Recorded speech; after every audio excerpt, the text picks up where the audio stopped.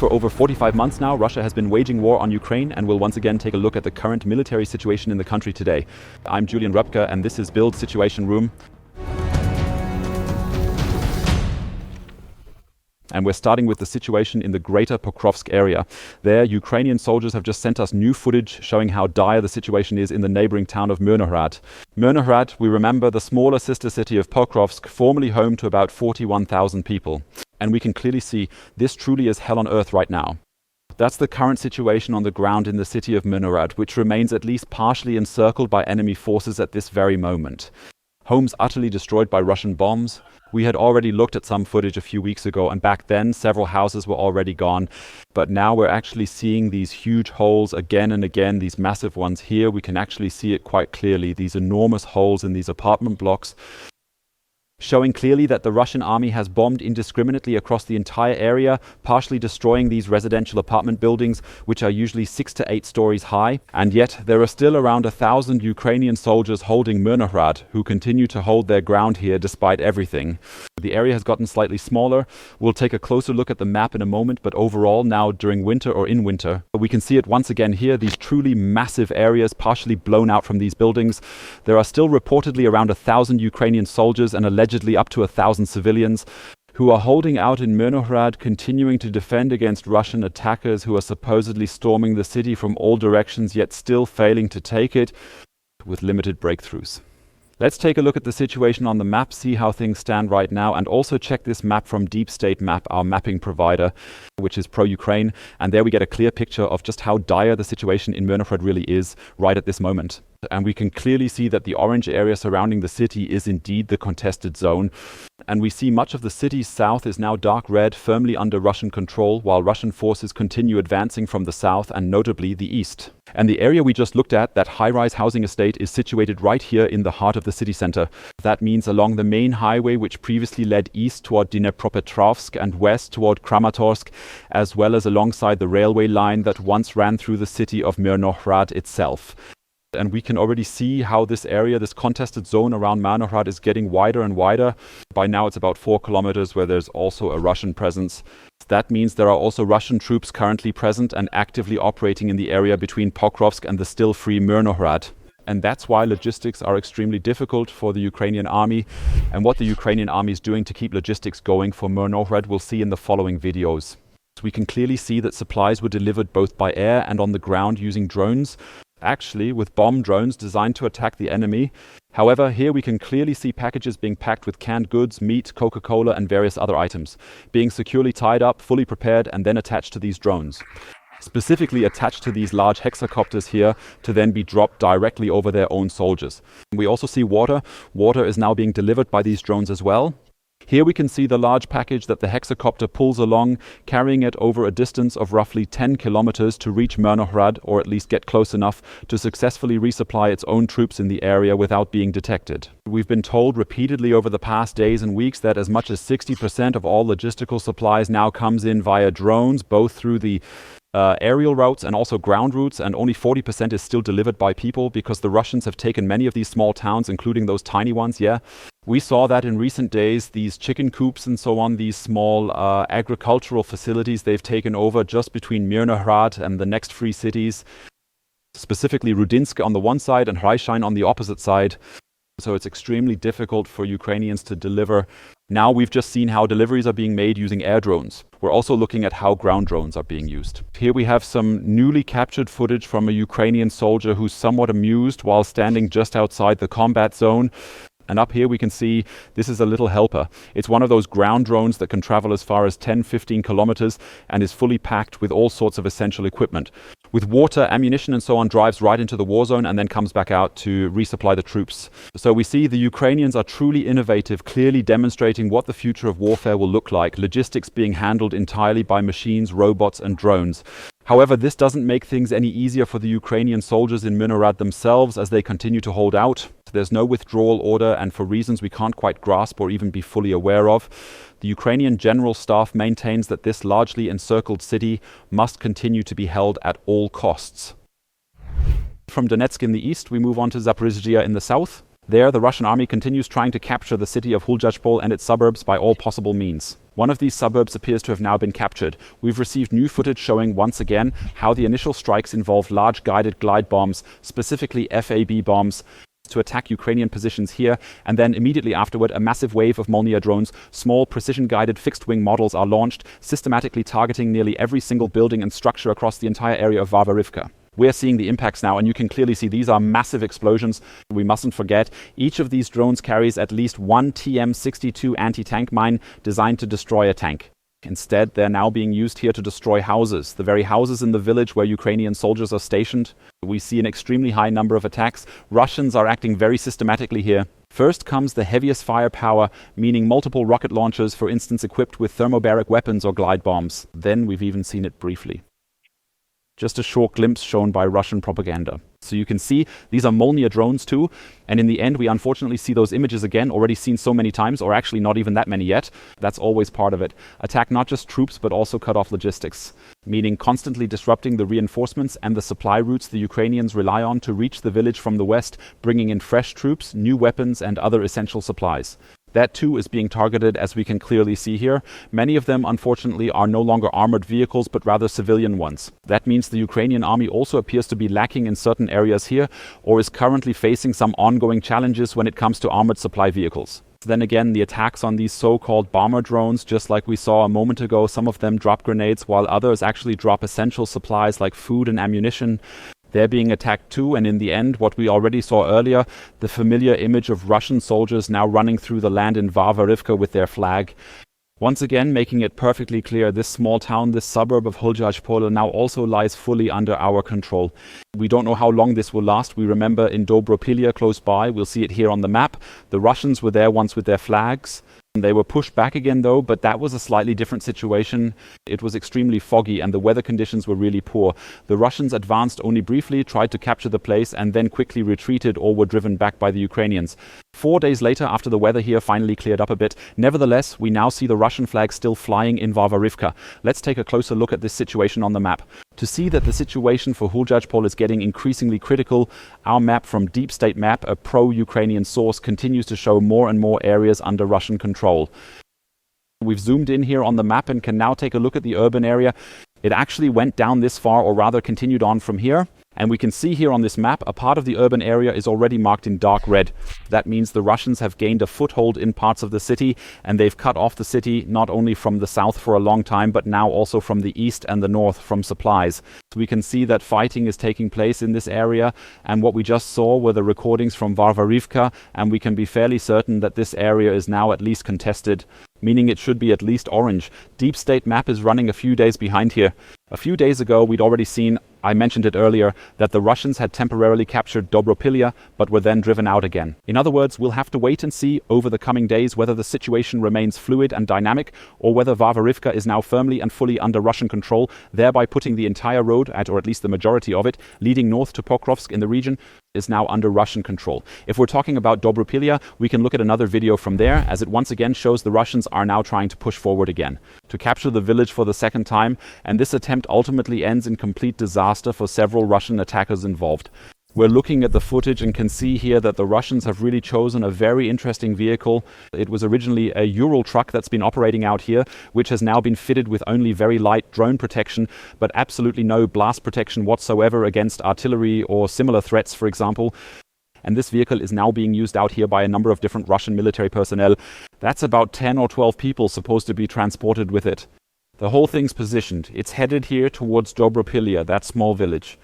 And here on the left side, we see something particularly interesting, specifically a parallel thermal imaging view. And we can clearly see that this Russian vehicle is now making a turn right here, following the line of trees on the right, basically turning towards the camera and now wanting to drive down here. What the Russians don't know, and what only the thermal camera can see here, is that Ukrainian soldiers have set up an ambush on this side.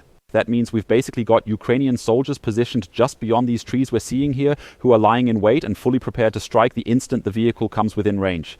Then open fire on the Russians inside, exactly as the situation demands. Now we're actually seeing the moment of the attack. Quite interesting. There are some containers up there on top.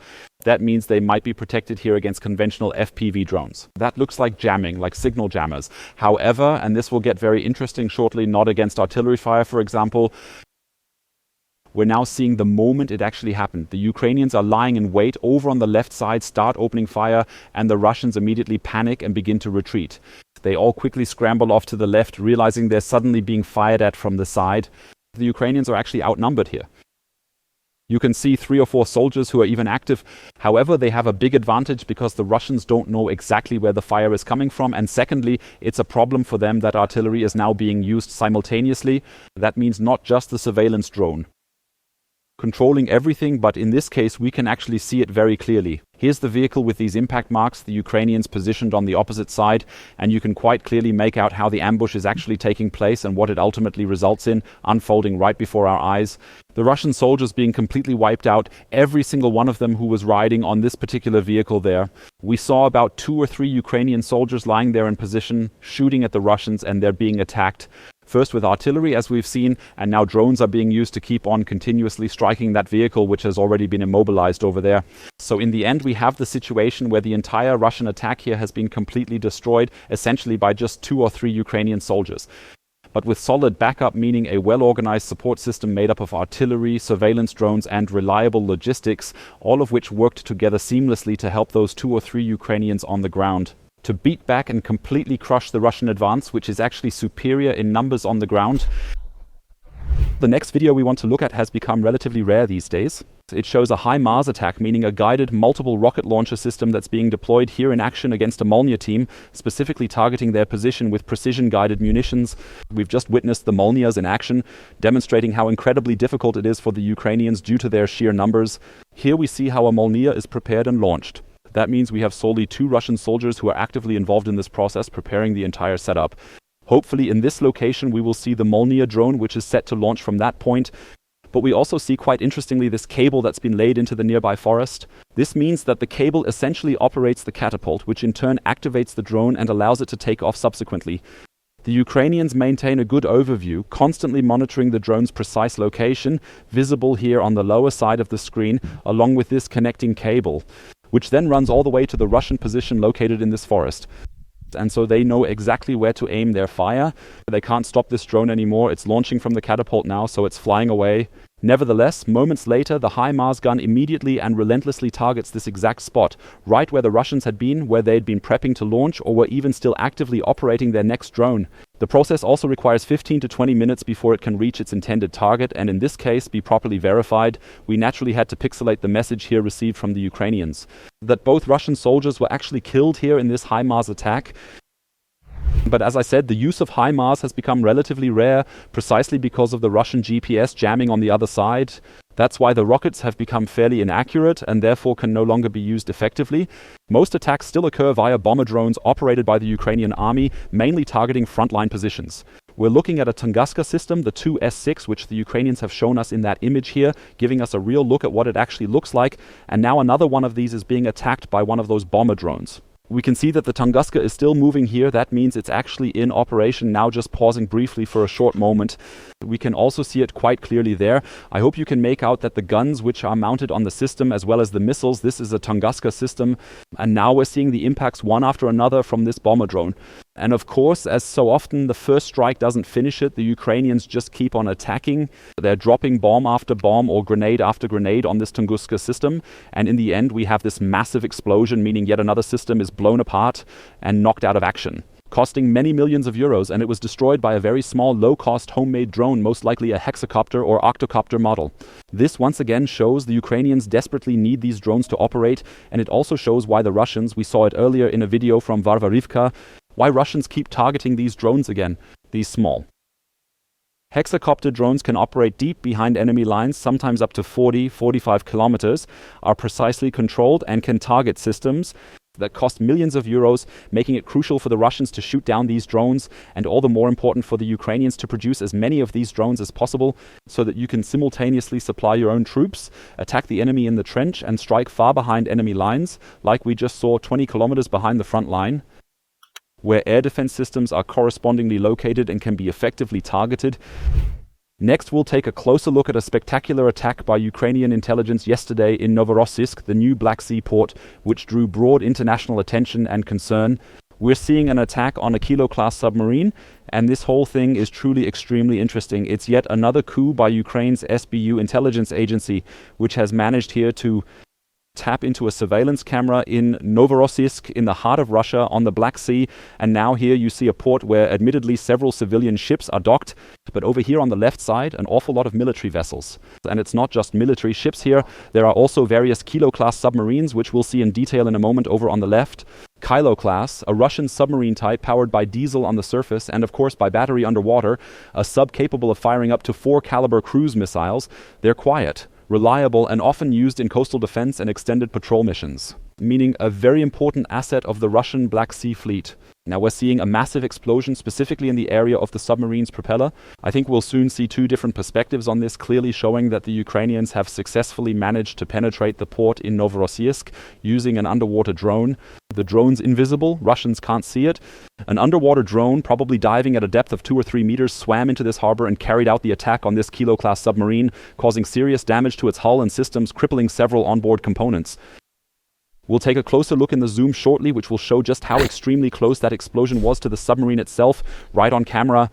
I hope you can see it clearly in just a moment. Now right here we can see the submarine lying here with its propeller at the rear end, and right where the propeller is, as you can clearly make out on this footage, we'll now see the massive explosion that takes place right here up close now. That means we're probably seeing the Ukrainians hit exactly where they intended, to immobilize the submarine. Just a hull breach would be enough to prevent it from diving again. But in this case, the submarine's engine probably failed as well, meaning it can't be deployed anymore for any future operations at sea. We'll take a careful look at the map to see exactly where this happened and how it came about, step by step, right here now. And we can see that the Russians were already forced, due to Ukrainian interventions, to withdraw their Black Sea Fleet from Sevastopol on the occupied Crimea. So from here further east, to regroup and reconstitute, to relocate to Novorossiysk. Those submarines in the harbor there mostly just come all the way out, fire off their 4 caliber cruise missiles, slip back inside again, and then disappear beneath the surface. However, as we've just seen, the Ukrainians have managed an incredible feat underwater, covering roughly 1,000 kilometers, reaching the port of Novorossiysk and carrying out that attack accordingly, doing so with remarkable precision and coordination over the entire long transit. That means Russia is losing another submarine in port in its supposedly secure harbor at Novorossiysk, and Ukraine once again proves it's capable of using highly innovative techniques that you otherwise don't typically see from Western countries to inflict serious damage on Russia's military and its operational capabilities. Russia does something completely different. It's not attacking Ukraine's military behind the front lines, but civilians instead, like we'll see in the following images, for example, an equestrian center here in Zaporizhzhia, and we can clearly see people filming the attack as it happens on their own horse pasture. The first bomb has hit, and the second one, we can pause it briefly. Right here at this moment we can see it. That's the FAB bomb. This is the guided glide bomb that's now also impacting this equestrian center right among civilians in Zaporizhzhia, thereby causing widespread devastation and significant damage on the ground. We'll also see right away how the horses are running back and forth in shock, how you'd basically react to this attack at first. We can see the impact on the left side of the first bomb just now and right on the right side of the second bomb. And what exactly the military target here is, only the Russians probably know. The people are certainly shocked once again to find themselves under attack from these very Russian glide bombs. And this morning we have the situation in Zaporizhzhia, where at least 4 people were injured after a residential building was hit by Russian glide bombs. Unfortunately, Russia can now shoot that far with its bombs, since they're relatively close to Zaporizhzhia city. That's about, the range of these glide bombs is up to 50-60 kilometers. And unfortunately, that's precisely what it does, because it simply has the capability. It goes on to attack Ukrainian civilians quite far behind the front lines. In recent days, peace talks have also taken place in Berlin regarding Ukraine, and one argument coming especially from the left and far right here in Germany is that Ukrainians are supposedly so vastly outmatched by the Russians that they let the Russians advance so far. Let's take a closer look at that. Let's examine the situation since January and see what exactly the Russians have achieved, how the front line in the east of the country has changed. We've selected a specific day each month to go through and review in detail, tracking the developments chronologically across the entire year. Let's take a look first. What are the absolute key focuses of the Russian army? And the key focus was, of course, this year on one side, Pokrovsk. That means in this area here where Russia had tried to capture Pokrovsk, as we've just seen, the neighboring city Myrnohrad, as well as Kostiantynivka nearby, and to advance further into that area as well. Another focal point was the Lyman region. They want to advance from the north towards Sloviansk, marked here, and directly south of it, I can quickly sketch it in, right here, Kramatorsk, push further forward. So that was the second focal point. A third focal point was, of course, Kupiansk. We remember, as early as December 2nd, Russia announced the complete capture of Kupiansk.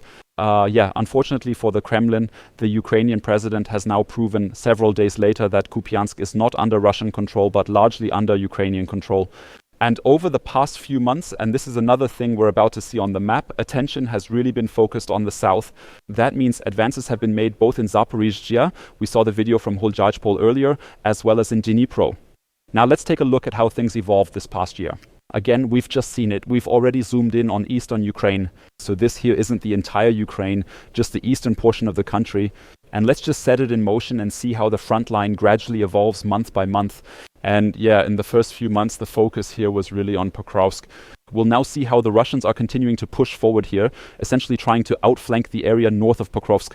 That wasn't the case at the beginning of the year, and back then they actually managed to advance several kilometers. We're also seeing in parallel that in Kupiansk, the Russian army is slowly advancing further. We're now in July, and we're slowly starting to see, this kind of pocket, well, at least this half pocket, beginning to take shape around Pokrovsk. Once again, they didn't move in directly, but instead went around it to the north and south, then continued their advance further ahead.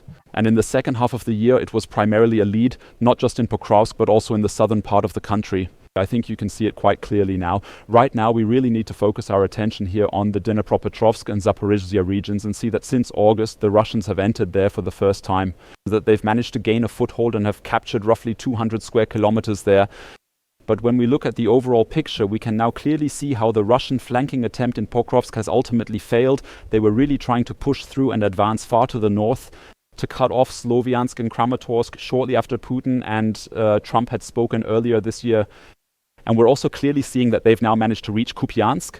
However, if we now extend this further to the end of December or mid-December, we see once again that in Kupiansk they've mostly been pushed back, and the situation along the rest of the front remains largely unchanged as it is here. And when we look at it all, it first sounds, or when we see it, it looks like almost nothing. Then it appears as if the front still looks almost exactly the same as it did a year ago. However, yes, the Russians have seized about 3,500 square kilometers of Ukraine in this area we're looking at here over the course of the year, or even 4,000 kilometers. So that's roughly around 350 kilometers each month throughout the entire year. However, the area that's still currently under Ukrainian control in the Donetsk region is about 5,600 square kilometers in size, roughly equivalent to a small country or even larger than some European nations. And if we look at this, Russia would need another 2 to 3 years just to advance further here and capture that territory if things continue as they have so far. Of course, we can't know whether it'll be slower or faster, but you can understand why Ukraine doesn't want to withdraw here because, we could basically let the whole thing play out all over again from the start because you simply have the past year in mind. Since January this year, the US hasn't been delivering any new weapons. President Trump has hardly made any commitments throughout the year, but if we just take another look back at the full year, from January all the way through to December, then we see indeed the front line, has changed. There were some shifts, for example, here in Dnipropetrovsk, where the Russians first moved in and captured about the first 15 villages. That's obviously a defeat for Ukraine. Also, losing Pokrovsk for the most part is a defeat. The fact that right in the center of the front, where you've got hundreds of thousands of soldiers thrown in from the Russian side, has packed them in, sacrificed tens of thousands, and still pushed further. You could call that a success. However, overall, the front has barely shifted at all if we look at this particular area, this eastern part of Ukraine. And that's why it's completely incomprehensible to Ukraine why certain voices in the West insist you have to withdraw from Donetsk, from this specific Donetsk region I just marked, because Ukraine still controls a large part of that area. And as I said, even if the Russians continue to advance here as they did last year, Ukraine currently still seems willing to pay this price and say, before we even consider withdrawing or entertaining surrender to such a slowly advancing army, let Russia please sacrifice another 100,000 or 200,000 soldiers to actually seize and forcibly bring these areas completely and fully under control.